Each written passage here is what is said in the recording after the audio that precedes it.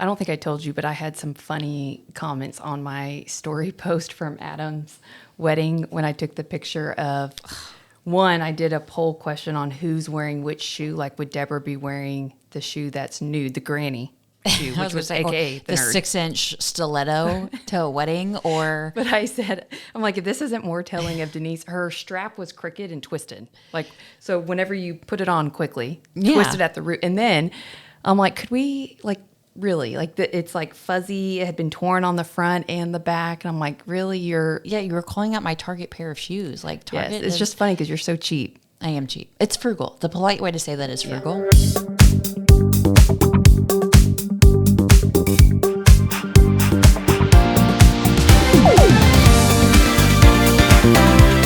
Okay, well, I'm going to throw you off a little bit because I know you sent me your little itinerary of what you thought we could go over, but I want to flip the script and I'm sorry. interview you. This wasn't approved.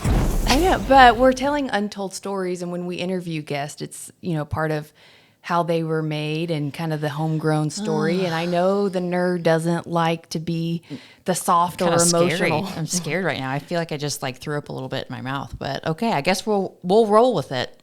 So I want to ask you, and let's think about childhood, because for those who don't know, we didn't have the easiest of childhood, which I'm grateful for. But I think you and I both have a different version and different story, as we should, because we had different influences later in life. I still would go visit mom, and you were at home and didn't. Wow.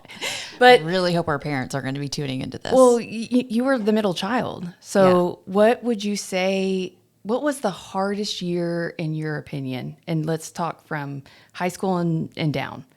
Is there a moment, a defining moment, a transitional moment? Of course, you're going to get all deep, and I never talk about this. You don't show this side I don't of ever you. talk about it. Yeah. Well, our parents got divorced in second grade, and at that time, Dad's golden child was our older sister, and Mom's golden child was you. So I was kind of left in the middle, which is fine, but you guys could do no wrong in Dad's view, at least in my mind, in Dad's view or Mom's view. But growing up and being, Dad raised us. So parents got divorced. Usually the mom gets custody of the kids, which I think people need to also know that was a 7-year custody battle that our dad fought. Oh, I didn't know that. It Oh, was 7 yeah. years? Oh, Dad fought hard and spent a lot of money. That's where a lot of his inheritance went, to really provide a safer home for us and what he thought would be better. So it was a long, because wasn't the Dallas Stars tickets and the Dallas Mavericks 40 years and ago the gold Corvette that he bought. No, because if you think whatever, but 40 years ago, for a man to get full custody of 3 girls when we were infants at the time was very difficult. So it was that's why the divorce wasn't finalized for so long. Yeah. So anyways, carry on. So I think, your mom was our mom, and she instilled really good values. And I remember having a really good relationship with her. I think what the first reality check was when Mom started, her disease, her bipolar disease started really taking over her mind, I would just say. And at that point, my lens of who Mom was this nurturing caretaker, and it wasn't her fault, but she couldn't be that person anymore. And so the person we seeked the love from, because Dad was not that way, he was kind of more of the tough love. I was surprised that she couldn't be that person anymore. And it was hard, being at that age, to not receive that nurture from her. Is that what made you so hardened and callous? No, I don't know. Is this a counseling?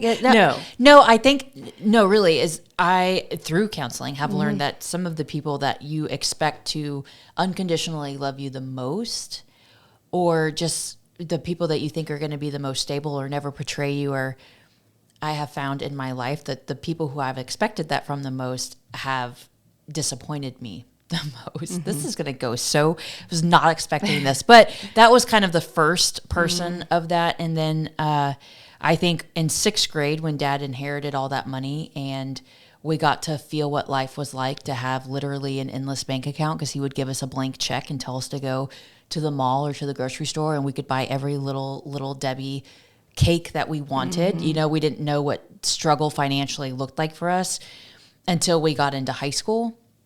And that is when we saw, okay, if you win the lottery and you don't manage your money and you make some bad decisions, well, now for 3 years you've lived that lifestyle.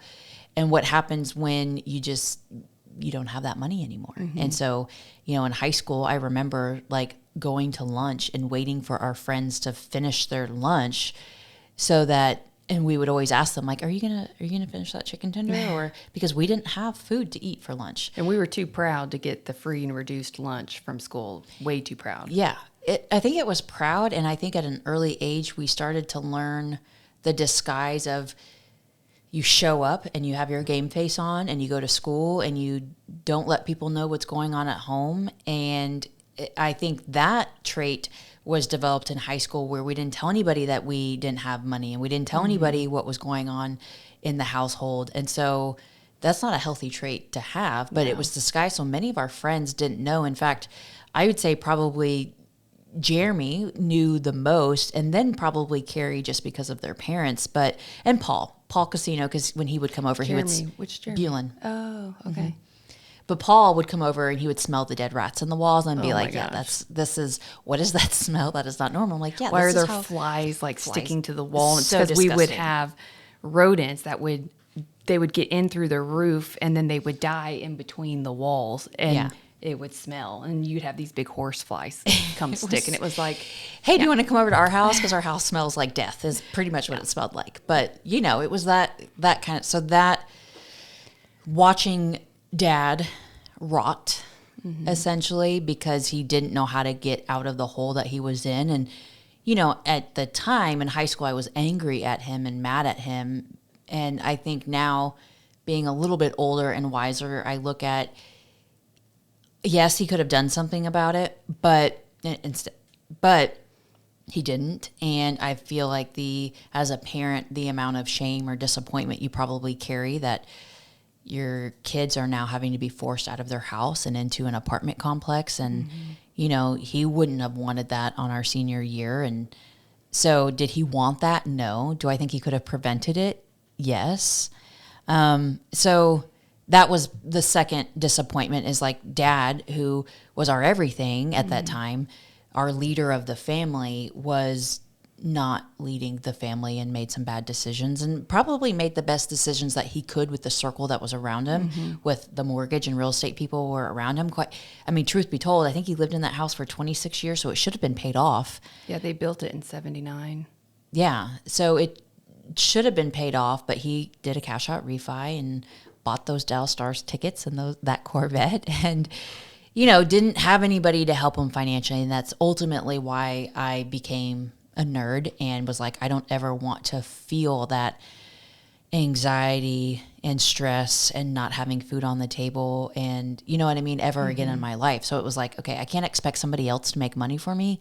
I'm going to have to learn how to make money, and then learn how to multiply that money as smart as possible. I always choose to believe, and I know this is where I've been coined as the enabler of the family and the softie, but I really do believe people do the best they can with what they know how to do, or what they have, or what information they have. And I don't know what it was like to be Dad raising 3 girls. That he instilled a lot of great traits in us, from putting us in competitive sports from a young age, which I'm a true believer that I do think sports teaches you how to be a captain, or how to play with a team, or certain discipline, and looking out for the greater good of a team and not just yourself. So he instilled that within us, and work ethic. I mean, he would wake us up before school. Yeah. And he always taught us, you can never rely on your talent. Like, talent will only take you so far. You have to outwork your talent, and have to compete and be the best one in the gym or on the field. And it was more of a sports work ethic. I mean, grades, it was like just expected. Like, you better make good grades. Yeah, you were not allowed to make less than a B. So, Right. yeah. But that's what makes me have the conviction that I do, of, if people are only able to make the best financial or family decisions that they know how, well, then what have they been taught? Like, what is the psychology or money story that for someone who's never had money and grew up poor, and they, you're not really supposed to talk about money in a household or with others, that as soon as you get it, I mean, you want to go buy the Corvette because darn it, you have maybe struggled and you have fought battles and you're a single parent, and it's like you want to reward yourself because you finally get it.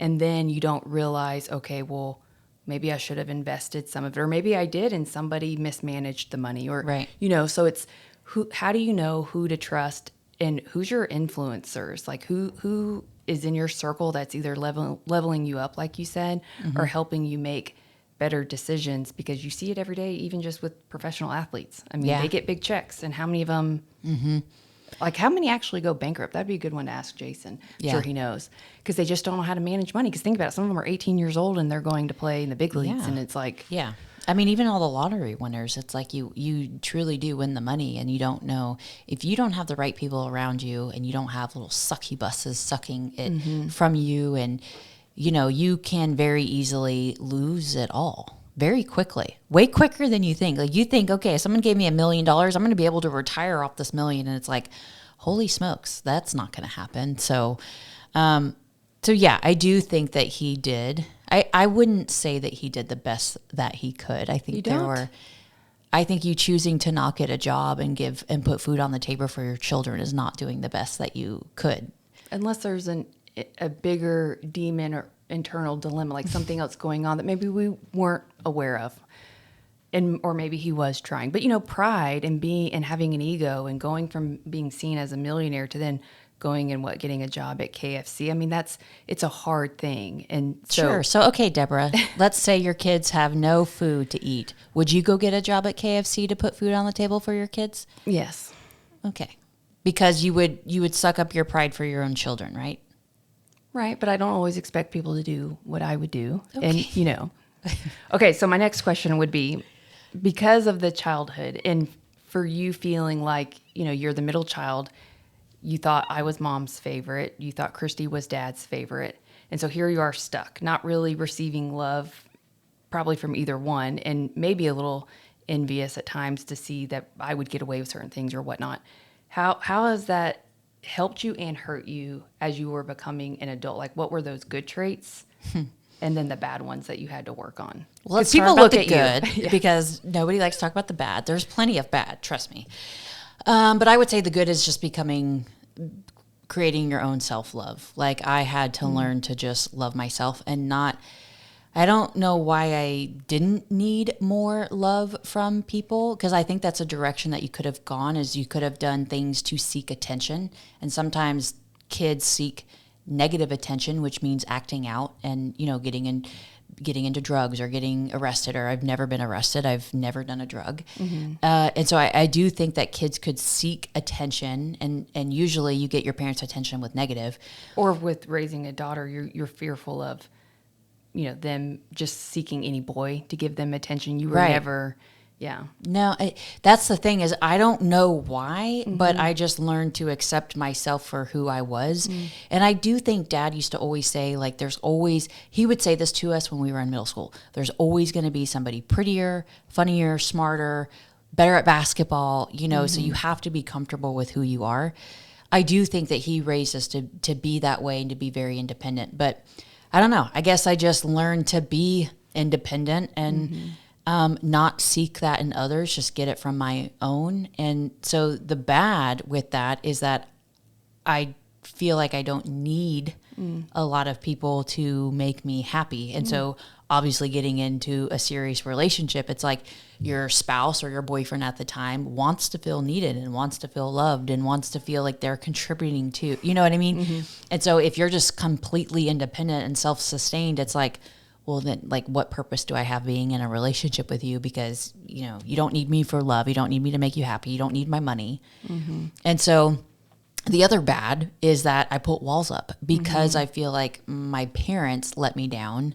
Maybe that's not the right word, but wasn't expecting this conversation. So that's what we're going to go with. But I feel like your parents are supposed to be the two people that you can count on and that will never judge you or never not love you.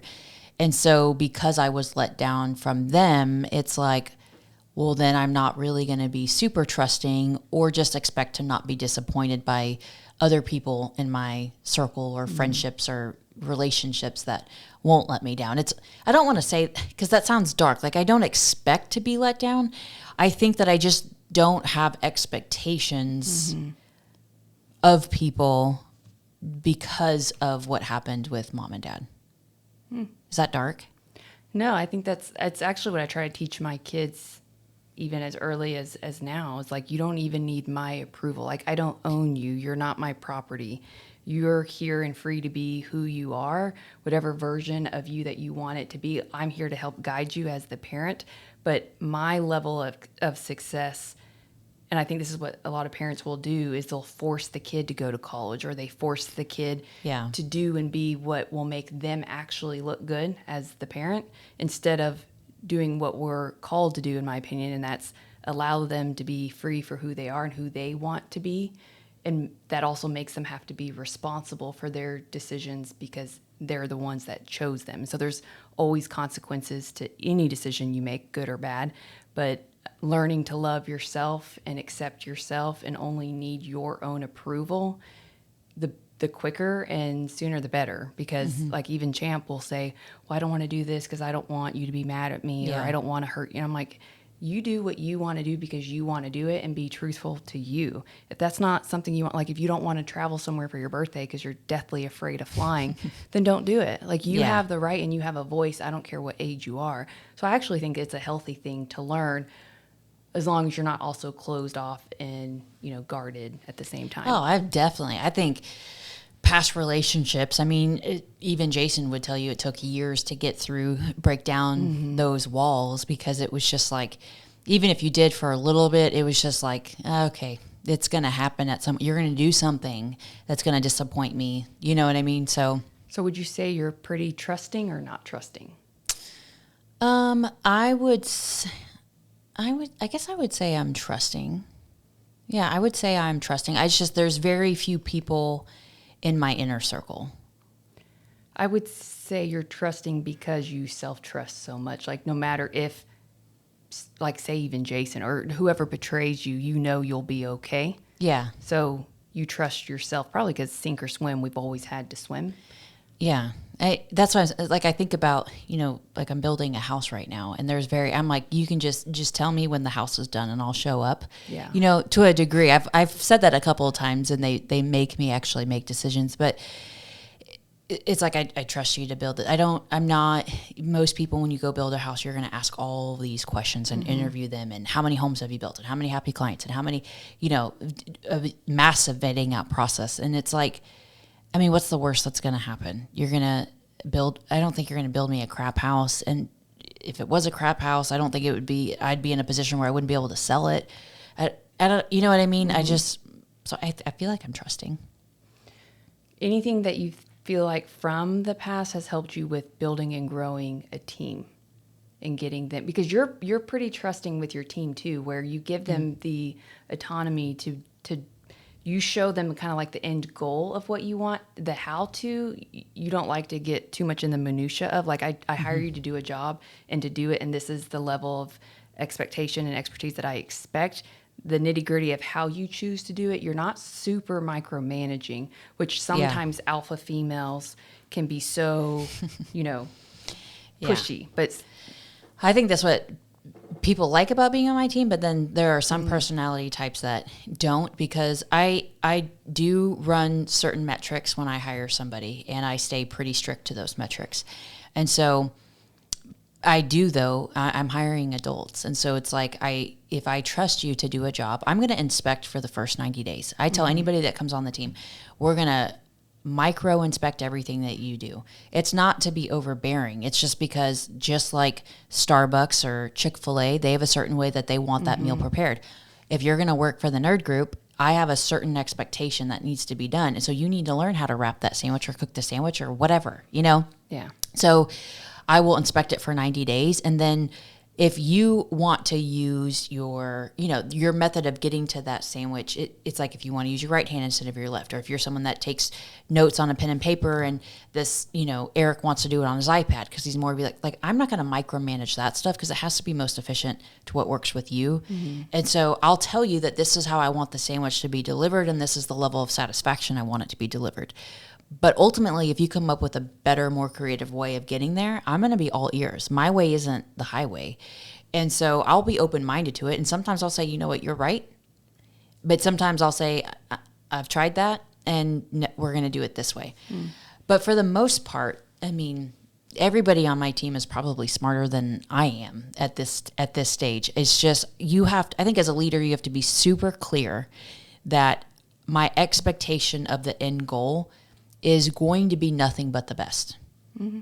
And not everybody wants to play on a team of Michael Jordan's. But if you want to be on this team, mm-hmm. this is what I expect. Now, I'll give you freedom to get there mm-hmm. as long as you get there. But if too many times you prepare the sandwich and it's cold or it's got pickles on it and I ask for no pickles, we're going to have a problem. Yeah. So I monitor that kind of mm-hmm. stuff. I don't micromanage it. I think if you have to micromanage, you probably have the wrong people. Mm-hmm. But you have to inspect what you expect. And you're pretty firm but fair. Yeah. Like there's no passive aggressiveness or like, I wonder where she's coming from, or that's where I've always said you're kind of more like a dude because you are very logical. You're still emotional. I think you're like an M&M. It's like maybe hard on the outside, but you're super sweet and soft and creative and thoughtful and giving on the inside. And the things you do for your team and even for our family. I've even said you're the glue to the family now because you're always trying to find ways to keep us all together and all at the same house or same event when we can. Mm-hmm. Okay, so we did have a question submitted. All right. And it's a personal question, so it's a good one. It's fitting with this. What did you want to be growing up? Oh my gosh, growing up. Well, I just remember from like age 0, probably 0. Yeah, okay. Did you 0 to like 7, I was obsessed with monster trucks. You were? I don't remember that. I was obsessed with monster. Yeah, you were like playing with Barbie dolls, and it's weird. Fitting. Yeah. And I was like into monster trucks, but then, I mean, I was a sports. I thought I was going to be in the WNBA. So in my middle school to high school, I thought for sure I was going to be a basketball player. And then when I got into college, I initially went to college to be an economics teacher because I loved teaching. I felt like I could make an impact with people who grew up like us that didn't have money, and I could teach them ways to make money and multiply money. And I always wanted to work at a community college. I didn't want to work at Texas A&M because I felt like the people who could afford Texas A&M didn't need my help. Very true. I wanted to work at like NCTC, the mm-hmm. community college, the people who were on grants or whatnot, mm-hmm. And then when I graduated, I thought I was going to be a backup dancer for Beyonce. I never wanted to be like, mm-hmm. the front line, but like. Just shows the distortion of like how you see yourself. Monster truck to basketball to teacher to a dancer. Beyonce dancer, like on stage, the lights just like stomping it out. Have you seen I Feel Pretty? No. Have you seen I Feel Pretty with the blonde, the comedian? She's cycling and she chooses to work in like the basement of some big place because she doesn't feel like she's very attractive and she's thicker and it's like a modeling or something. And she's at a cycle class, but she falls and hits her head. And she then starts to believe, like, she's like, oh my gosh, she thinks she's beautiful. And it was all because she hit her head. You know what movie I'm talking about? No. Is it Amy? I'm just impressed Amy that you. Amy. Schumer. Yeah, it's hilarious, and it just shows how powerful your mind is because she went from nothing changed from her physically, but then she started to believe she was. And she would go meet with her friends, and they were like, "What is she doing?" And she's like, "Oh yeah," and she does like the 360. Like they're like, she's doing it again. She's doing the 3 because she starts to walk a little prouder, and she buys different clothes, and now she wants to work at the top floor in the building, and. It was all because she had hit her head. And so long story short, at the end of the movie, she fell again. And now she's believing and she's about to go on stage. And she's like, oh, my gosh. And she realizes the power of what's in here. And so it made me think of your distorted view of possibly being a backup dancer for Beyonce. You think that I couldn't be a dancer? That challenge 100%. Accepted. Listen, challenge Should accepted. We do a dance class? We will do a dance off, sister. Oh, I never claimed to be a backup dancer. Okay. I would say I'm the best dancer in the family. again, what you choose to believe can be your belief. Who's a better dancer? Well, not Gunky, who's the whole, he does the same move over and over. Rick I've got is like, I'm a pretty good dancer. But I think that I am the best dancer of the family. I used to YouTube.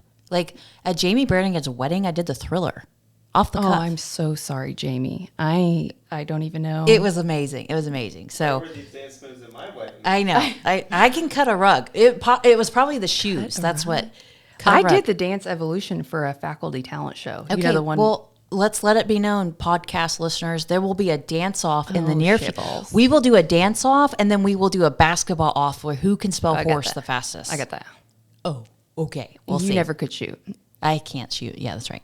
Okay, well, that was the only question I had for you. Okay. Sorry to flip the script on you, but I wanted to get a little granular of who's Denise Dawn. You like the real Denise that you won't ever expose. Because I will say, we do wear a mask well, and we would fake it of like, everything's fine. I'm fine, you know, and we were dying on the inside. And I think the resilience of what we have been through, and a lot of people don't know all of the ins and outs of the story. I'm personally grateful for all of it. I think our parents did the best that they could with what they had and what they knew. There was, you know, different times where Dad always allowed me to ask him tough questions because I would go visit Mom and come back, and he would sit calmly on a couch. And I remember I could ask him anything. Nothing was ever hands off. And I do take that lesson and try to do the same thing with my own kids, where I'm an open book. Like, you ask me whatever you want and I'll answer.